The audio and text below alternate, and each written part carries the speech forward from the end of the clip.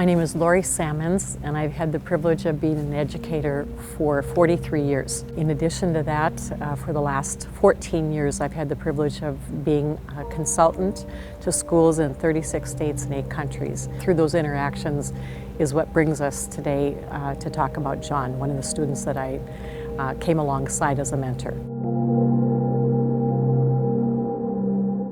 I had an opportunity to partner with service organizations to begin a youth center, and it is as a director of this youth center that I met John.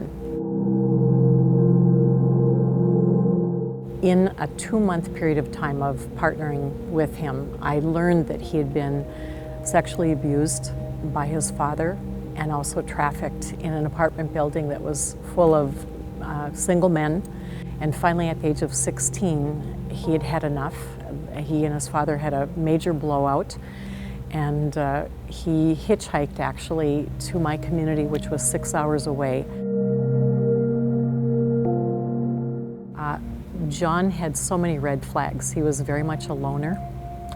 He was an individual who was very precautious. You never got real deep in conversations with him. He just skimmed the surface. And I also caught him in many lies.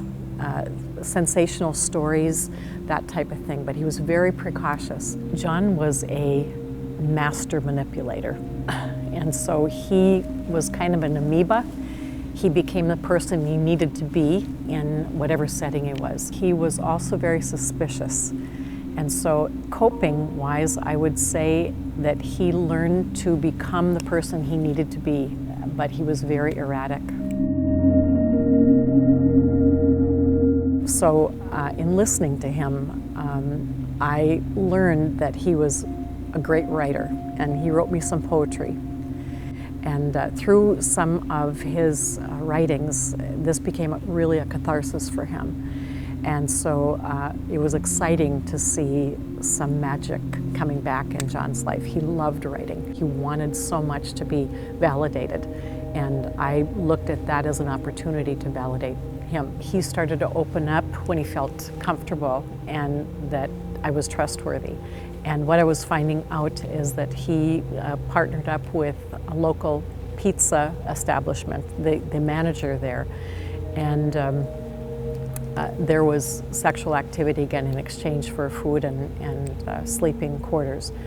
So what I did for a short-term period of time is had him come into my home. So I was really concerned, obviously, saw high need, and so I connected up with social services to get him involved in a home that could provide a solid family relationship, to see what good relationships looked like. There is that internal voice that all of us have that says something is not right here. And so in those situations, please act on that, because these are kids and people who don't dare come forward with something so socially embarrassing. And so if you see something, you need to say something. This is not only John's story, this is a story that is about Susan and John and Todd and many others out there.